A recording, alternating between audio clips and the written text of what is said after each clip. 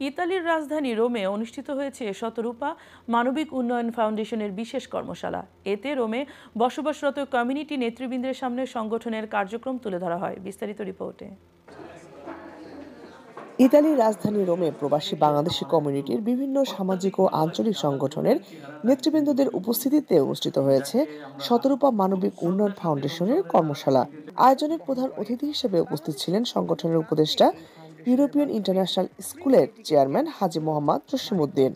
আমরা আঞ্চলিক যে সংগঠনগুলো আছে সেই আঞ্চলিক সংগঠনের নেতৃবৃন্দ প্রত্যেকে সেই দায়িত্বগুলো আপনাদের পালন করতে হবে, কারণ আঞ্চলিক সংগঠনের নেতৃবৃন্দ পারে সেই সমস্যাগুলোর সমাধান করতে। শতরূপা মানবিক উন্নয়ন ফাউন্ডেশনের স্থায়ী দাতা সদস্য হাজী মোহাম্মদ নুরে আলমের সভাপতিত্বে এবং সংগঠনের মহাসচিব মোজাম্মেল হোসেন মোল্লা ও যুগ্ম মহাসচিব মোশাররফ হোসেনের যৌথ সঞ্চালনায় প্রধান আলোচক হিসেবে উপস্থিত ছিলেন সার্ভিস ইতালির পরিচালক হৃদয় মনির সহ বিশিষ্ট ব্যক্তিবর্গ।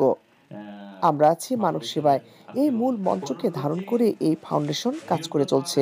কমিউনিটি যেন নতুন মানবিকতা নেক্সট প্রজন্মকেও শেখাইতে পারে। কারণ আমি মারা গেলে যেন আমার ছেলে করে, আমার ছেলে মারা গেলে তার একজন প্রতিনিধি আসে, এরকম করে যেন ধারাবাহিকতা চলতে থাকে।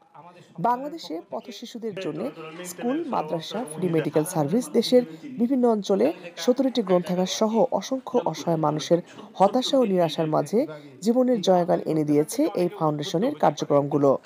বর্তমানে শতরূপা মানবিক ফাউন্ডেশন একটি বৃদ্ধাশ্রমের নির্মাণের প্রকল্প হাতে নিয়েছে।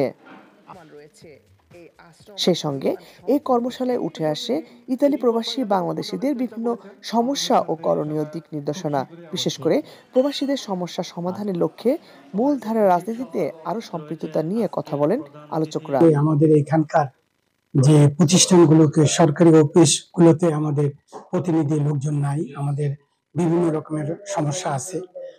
এই সমস্যাগুলো থেকে কিভাবে আমরা উত্তরণ পাইতে পারি, আর একজন যদি মানবিক মানুষ হতে পারে, আমরা সবাই মানুষ। শতরূপা ফাউন্ডেশন যে কর্মসূচি ঘোষণা করেছে, সত্যিকার অর্থেই এটা নিঃসন্দেহে একটা মহৎ উদ্যোগ। লাবণ্য চৌধুরী, আয়ন টিভি নিউজ।